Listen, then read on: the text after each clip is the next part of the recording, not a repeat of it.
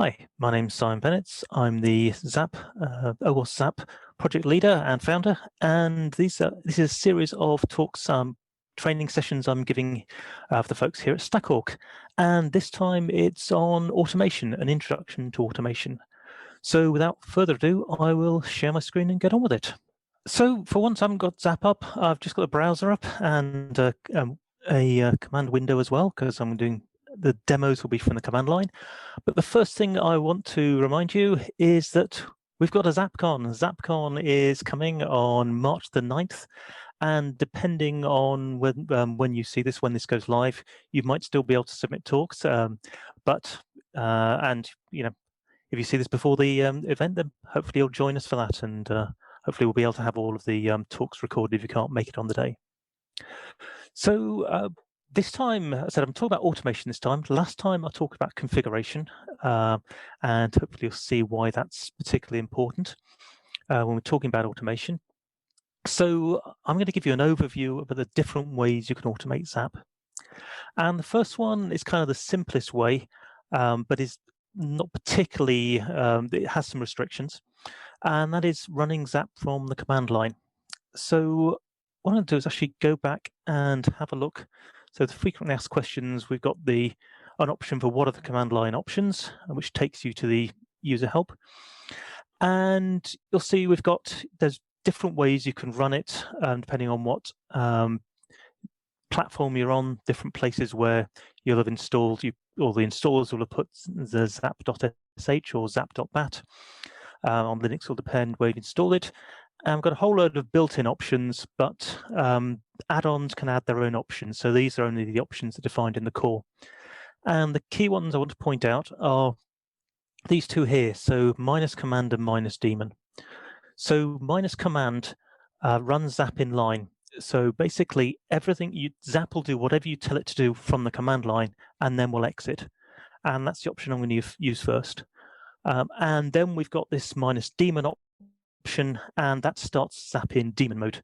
And then, so it doesn't have a UI, and you'll need to work with it using the API. So you can interact with using the API. Also, I want to mention these config options here. So this ties in with what I explained last week about the config key value pairs. So these are the key value pairs you can find in the config.xml file. So you can set anything that's set in that file via -config parameters, or the -config file where you give a whole set of these key value pairs, one per line. If you just want to set a couple, you can have multiple -config key equals value, -config key equals value. If you've got lots of them, then you might find it easier to put them in a config file.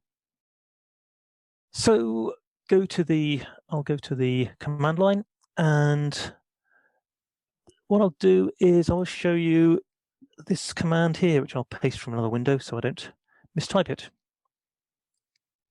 So what I'm doing, I'm on a Mac, so this is where ZAP gets installed under applications or ZAP contents Java zap.sh. Then there's a quick URL parameter where you give the URL you want to test, and a quick progress, so you see what's going on, and a -command option, which means ZAP will actually exit when this finishes. I'm not actually going to let it run all the way through, because it'll take a bit too long, and you don't really need to see that. But what we'll see is that ZAP starts up and takes a couple of seconds on the Mac before we actually see anything of interest. But very soon we should see ZAP actually doing something. And there we are. So we're using the traditional spider, and that spider is already completed. So now it's starting to do the active scanning. So if you remember, with the ZAP desktop, there is a quick start option, and you can run an automated scan from there. This is the equivalent. Actually, the add-on that provides that quick start panel is the same add-on that handles these command line options. So this is very similar, apart from here, you can use traditional spider. You can't use the Ajax spider, whereas with the UI, you can specify you can switch between the two spiders or use both of them. So I'm actually going to quit out of that because it'll take a little while. But as you can see, it's very quick to get this going, but it's also very restrictive. So you you can only use the standard spider. You can't use the Ajax spider.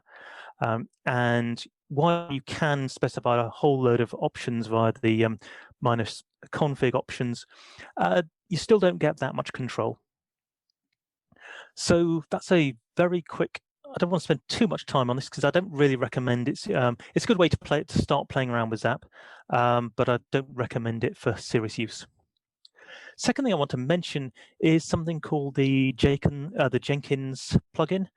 And I'm going to mention this only very quickly because it's no longer supported. So we don't recommend that either. So what do we recommend? So what we actually recommend to start with is what we call the packaged scans, and they are part of the ZAP Docker images. So I'm going to go back to the zaproxy.org because we've got a lot of documentation here. And we go to documentation and then Docker details. We'll see a whole load of information about Docker. And we'll start with the ZAP Docker user guide. So this explains about the different Docker images we've got available. So we've got the stable image. All of these are under the OS organization. So ZAP to Docker stable. And this is the latest stable ZAP release. So at the moment it's ZAP 2.10.0. Then we have a weekly image, and this is built at the same time as the weekly release that goes out usually on a Monday. And then we have a live image. So this actually it gets rebuilt every time we make a change to ZAP. So we have had occasions where people have reported problems to us, we fix them, and within half an hour or so we would be able to say, well, try out this live image and see if it works for you. I can't promise that every time, but it has happened in the past. And we have a bare image, which is we've tried to keep as small as possible. So if you're running in CI environments, that might be useful for you, but you might have to install extra things depending on what you want to use. So we've got various information about the Docker images, and what we have is got these things called the packaged scans. And we've got 3 different packaged scans. The first one is called a baseline scan. So what this does is this is intended to be a very quick scan. So this is something you can include in CI/CD. What it does is by default, it will spider the application for just 1 minute. Then it waits for the passive scanning to complete and then exits. So it reports the vulnerabilities that it finds passively. So it won't actually actively attack your application, but it still finds things like missing security headers, missing anti-CSRF tokens, a whole load of useful things. So this is actually really useful to run in CI/CD. And what I'm going to do is I'm actually run that now, and I'm going to run it on a real site. And I'm actually going to run it on example.com because I can. And because it's not actually doing anything nasty, so it's perfectly reasonable to do. So it's Docker run. Here's the image. So I'm using the ZAP to Docker stable. I'm running the baseline script, and I'm just applying the target. So the target is https www.example.com. So I've already got the Docker stable image pulled, so I won't have to pull that down. So and while that's starting, I'll just flip back and carry on talking about it. So you see that baseline scan, it just needs the target. That's all you have to provide, which is a URL. Then we've got a whole load of options, and you will see you can actually supply a configuration file, which I'll come to in a bit, and that can be a URL as well as alternative. And you can generate one of these configuration files. We've got an option for the spider, so by default it's 1 minute. You can make it longer, or you can actually put 0 in and turn off the limit, so then it will just carry on until the spider finishes. And we've got various options for generating ports in HTML, Markdown, XML, and JSON. We've also got options for, so I should mention that the baseline scan actually includes the release quality and the beta quality scan rules. And we've got an option to very easily include the alpha passive scan rules as well. You can change the port ZAP listens on, although by default it will choose a random port. You can also put a delay in. So if you've got some functional tests that you want to proxy through ZAP, then you can actually do that. And that's one reason why you might want to specify the port. So by default, the script will choose a random port, but if you want to proxy some of your regression tests through ZAP before the passive scanning starts, then you probably want to specify a port so you know what it's listening on, and wait until those tests actually finish. So various other options, but I will mention down here this -Z option, which means you can pass things through to ZAP, and that includes the config options from ZAP. So here you can see -Z, and we're specifying 2 sets of config options from the command line. So you can set any of those options you like that are available in the config.xml file. And if I switch back, see this is finished, and if I scroll back up to the top, what we'll see is that it actually tells you the number of URLs you found. That's actually very useful, and that's something I recommend that you actually, if you're testing applications, and particularly if you start using authentication, that's often a very good indication. Then you'll see a whole load of passes, hopefully, of the tests that ZAP run and didn't find any problems with. So this is just coming to the standard out. As I said, you've got these options here for generating HTML, Markdown, etc. reports. And we scroll down here, we start seeing some warnings. So basically, the baseline scan and all the package scans will just warn you if things don't work, or if it finds problems, rather than automatically failing. And it'll tell you details of the URLs where we're having the problem, and you get the response code there as well. Now, I said everything by default as a warning. You get this kind of summary down here. So nothing will fail to start with. It will only warn, and everything will come as a new warning to start with anyway. However, if we go back to the details online, we'll see that, well, there's the example output, the same output I've just got, hopefully. See these configuration files. So what you can do is you can generate a configuration file with a -G option, and that will include 1 line for every passive scan rule that's available, and it'll give the rule ID, and by default it'll say warn, but you can change that to ignore if you don't want this rule to run, or you want to ignore the results really, and to fail if you want to fail the scan if one of these alerts is found. So it's on that basis that you will then see that you'll get failures instead of warnings, or you'll get or it'll ignore particular ones. Now, it says we've got these fail in progress and warn in progress, and that's because one of the other things you can do is you can specify a progress file here, and that specifies which issues are being addressed. And I think we've got here's an example of the progress file. So basically you give the site, and then you say which particular issues are in progress, and then those issues won't be reported as new anymore because you've told the baseline scan that something's being done to them. So this is the only way at the moment within ZAP, within the package scans, that we can have this kind of persistence, this knowledge of different scans happening at different times, because at the moment ZAP is really a kind of, one shot. You're working on one thing at the moment. We don't have this kind of history available. And what I'll also mention is at the bottom of the, well, in the configuration file, I can't remember if it needs to be at the bottom or not, but that's the way I always put it, is you can have extra information. So you can actually ignore particular URLs or regex patterns.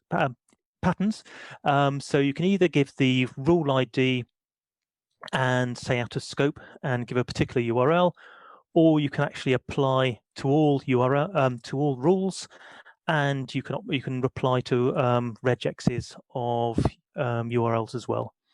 So you can have any combination. So you can have a rule ID and a regex, or a star and a particular page as well. So this means the configuration file will allow you the particular things that you are not interested in, whether they're particular parts of the site, or if they are actually false positives or things that you know about and you just don't want reported because you don't think they're actually important. So you can choose to actually ignore rules here, or you might want to do it on a kind of a URL basis. So that is that's the baseline scan. Does anyone? We don't just have the baseline scan, we have the full scan. And this is very similar. Actually, I should have mentioned with a baseline scan, there is the option to run the Ajax spider as well. So I didn't get through all the options, but that's one of the ones I wanted to point out. And with the full scan, it's pretty much the same as a baseline scan, with a couple of important differences. Obviously, with a full scan, we're running the active scanner. So this time we are actively attacking the application. So I won't run that. I'm not going to run that now because it'll take a long time. That's the main reason I wouldn't want to do it on a site I don't control either, like example.com. But so the full scan will run, will do the attacking, and it by default it doesn't actually have a limit on the spider. So with the baseline scan, the default spider is 1 minute, whereas the full scan, we're assuming time is less of a problem, so there's no limit. You can override that, of course, so you can specify the minutes, but otherwise, so the -A option, it'll install the alpha active and passive scan rules, but otherwise it's pretty much the same as the baseline scan. However, because we're doing a full scan and we're not limiting the spider, this will take significantly longer. And the one thing I always do recommend, I mean, the baseline scan, it's not so important. Well, it's a little bit important, but really is important with the full scan is whenever you start using ZAP against an application, I always recommend using the ZAP desktop first, so you can actually see what ZAP finds, and you can kind of work out whether ZAP has understood your application effectively. And I talked about that previously in the session on the sites tree. So that's the full scan, and we do have an API scan as well. And so this one allows us to import, instead of a target URL, well, it can be a URL, but it's actually an API definition. So this is it's a definition which is in OpenAPI, SOAP or GraphQL, and that can be a URL or it can be a local file. And if it's a local file, and actually for anything where you're specifying files, whether configuration files or anything else, then you need to make sure that file is available in the Docker container. So by default, when you start Docker, you will not actually be able to, Docker will not be able to see any files which are outside of the Docker container. So you do need to actually mount a directory, and instructions are included here as well. So that is the API scan, and those are the 3 different scans we've got available via the package scan. And one thing I will mention is scan hooks. And so scan hooks are available on all 3 of these scans. And if I go back and we'll have a look at the baseline scan again, we go down here, we got this -- hook option. And that is a path to a Python file that defines your custom hooks. And they're defined here. So these are so basically there's a Python file, and you define a set of hooks where you put whatever you want, whatever code you want in. And we've got a full list of all the hooks. And so basically we've defined this set of hooks because what is happening is in the package scan, we're starting ZAP in Daemon mode, and then we have a set of Python scripts which are controlling ZAP. And whenever we think we've thought is useful, we've included these hooks, so you can actually get called when we're importing SOAP, or when ZAP is started, or when ZAP is accessing the target. And what you'll see is many of these have this ZAP option, this ZAP parameter, and that's the ZAP API. So you can make any calls to ZAP API you like. This makes the package scans really flexible because they do a whole load of things for you. But if they don't do exactly what you want, then you can still actually call the ZAP API to do whatever you need. So that is the package scans. Any questions about anything I've talked to about there? Yeah, I have a question about the config for the APIs. So are there flags to indicate which API you're using, or is it detect if it's GraphQL versus OpenAPI, et cetera? No, you're right. There's a format. So -F format, OpenAPI, SOAP or GraphQL. Cool. And that GraphQL, is that the introspection? Oh, so that's where you supply a definition. So that'll be the GraphQL definition. The one that you get from introspection, sounds like. I think so, yeah. I mean, it's a standard GraphQL, ZAP GraphQL add-on. which I haven't had that much involvement with actually. It's been great work by some of our other contributors. Thank you. So, any other questions on anything Docker related? Yeah, I had one question. Sure. So does the slim Docker image, so you had the Docker image, and I think you also had the slim one. Yeah. But do those both have Firefox bundled with it? Now, actually, one thing I was going to say, I was going to point to the code here, and I think I know the answer to that, but I will check. So for the code, because I've been mentioning where these things are defined, so we'll go to ZAP proxies, so it's all on GitHub, and we have a top-level Docker definition, folder, and everything to do with these scripts is in there. And so it's the bare image, and I don't think Firefox will be included. So we have a look here. Yeah, it's pretty. So it's based on Alpine, which I don't think includes it. Yeah, I understand Alpine's pretty slim. Yep. So I think that's included. So I mean, that's the whole thing with this. The bare image, we try to keep it as small as possible, but that means if you want to use the Ajax spider, you'll then have to actually install Firefox. So if we go and have a look at the stable image, then you see we're installing a lot more, and we've still not got, but I know Firefox is included, so we're included. So this is Ubuntu, and Firefox is definitely. Oh yeah, there we go. Firefox is actually included explicitly. So that's why the Ajax spider will work. And the Ajax spider, of course, now by default uses Firefox headless and Chrome headless but I don't think Chrome gets included, so you'd need to install Chrome if you wanted to use that. Okay, cool. Thank you, Simon. No problem at all. So yeah, this is the directory where all of the Docker things are defined. So that's the Docker option.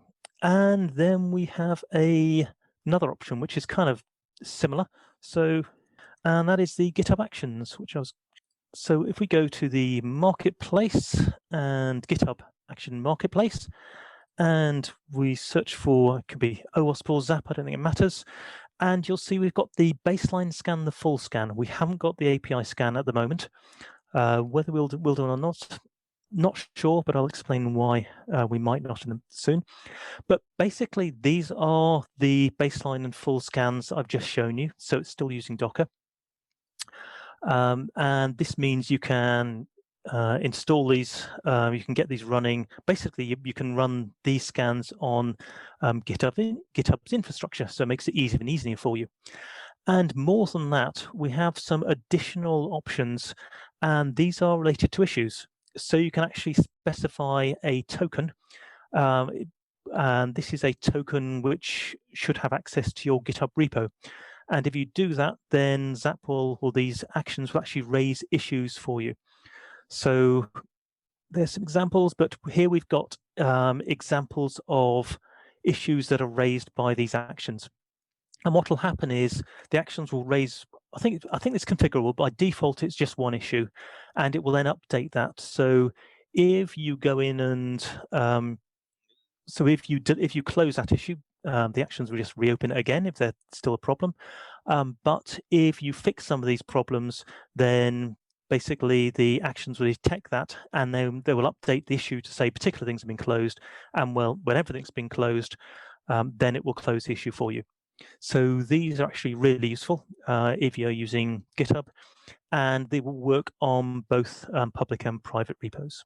And talking of the source, so go back to ZAP proxy. The easiest way for GitHub Actions to write GitHub Actions, separate ones, is to have separate repos for them. As you'll see, we've actually got 35 ZAP repos, so we've got quite a few now. It's a fairly big project. If I scroll down, shouldn't be too long before I find, there we go, action baseline and action full scan. So this is where these things are defined. And I can't tell you too much about their implementation because, again, I wasn't that involved in implementing them. But one thing I will mention is that if you go to ZAP and you go to the blog and we scroll down here, Then we have a couple of blog posts about them. So both one about the baseline and one about the full scan. So this is blogs which tell you exactly how, it gives you exactly how you can set these up. And we've actually set these up on zaproxy.org. So I'll actually go back to the site, the zaproxy.org, and we got the zaproxy website. And then the issues, you will probably see that there is a baseline scan report. So we're using these ourselves, although we haven't got as far as actually clearing everything yet.